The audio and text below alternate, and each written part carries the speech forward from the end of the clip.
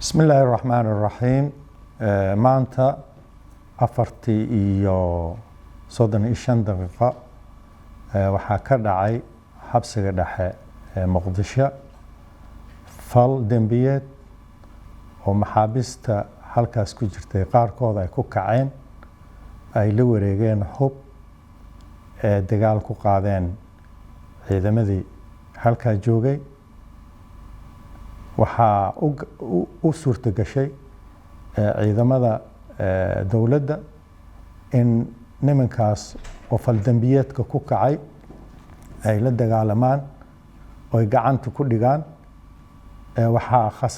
falkaas waxaa ka dhashay khasaare iskugu jira dhimasho iyo dhaawac. waxaa lagu guuleystay markii ugu dambeysay in la soo afjaro. haddana waxaa socda baaritaankaas oo la xiriira falkaas habkii ku dhacay iyo sidii u dhacay. waxaana rajaynaynaa in la soo gebagabeyn doono baaritaankaas. waxaa kale rajaynaynaa cid alla ciddii arrimahaas fududeysay in hubkaas gacanta ay u galaan nimanka oo rabshadaas halkaas ka kiciyey. waxaa lagu qaadi doonaa sharciga, waxaana la horgeyni doonaa sharciga. waxaan u ballan qaadaynaa ummadda Soomaaliyeed in aan ilaalin doono xabsiyada, aanan ku soo rogi doono habraaciya oo lagu lamaano qaadayo maxaabiista amnigooda iyo ilaalinta maxaabiista. intii iska hor imaadka lagu jiray waxaa ka dhashay meeshaas in khasaare labada dhinac ay soo gaartay.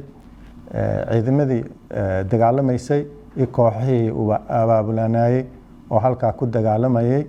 waxaa nasiib wanaag ah in gacanta lagu dhigay qaar ka mid ah kooxihii dagaalamayay ayagoo nool, qaarna ay dhaawacan yihiin. haddana ciidamada amniga ay gacanta ku hayaan, ay maaragtay baaritaan ku samayn hayaan, kuwaas oo laga heli doono faahfaahin dheeri ah habkay hubka ula wareegeen. waxaan insha Allah isku dayaynaa inaan soo gabagabayno baaritaan aan gadaalna idinka soo sheegi doono intii ku dhaawacantay iyo intii ku dhimatay shilkan. waana salaamantii.